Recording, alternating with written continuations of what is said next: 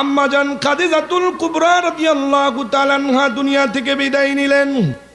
আল্লাহর নবী বিশ্ব নবী রাহমাতুল লিল আলামিন সাল্লাল্লাহু আলাইহি সাল্লামের তখন মনে পড়ে গেল খাদিজার জীবদ্দশায় যে ওয়াদাগুলো আমি করেছিলাম, ওয়াদাগুলো পালন করার জন্য তিনি বিধিব্যস্ত হয়ে পড়লেন। বিশ্ব নবী রাহমাতুল লিল আলামিন সাল্লাল্লাহু আলাইহি ওয়াসাল্লাম নিজের গায়ের পরিহিত কাপড় দিয়া তাকে কাফন পরাই দিলেন। এরপর যখন কবরের মধ্যে নামানো হবে, বিশ্বনবী রাহমাতুল লিল আলামিন সাল্লাল্লাহু আলাইহি সাল্লাম নিজ হাতে নামালেন। এরপর যখন মাটি দিয়ে ঢেকে দেওয়া হলো, সকলেই চলে আসলো।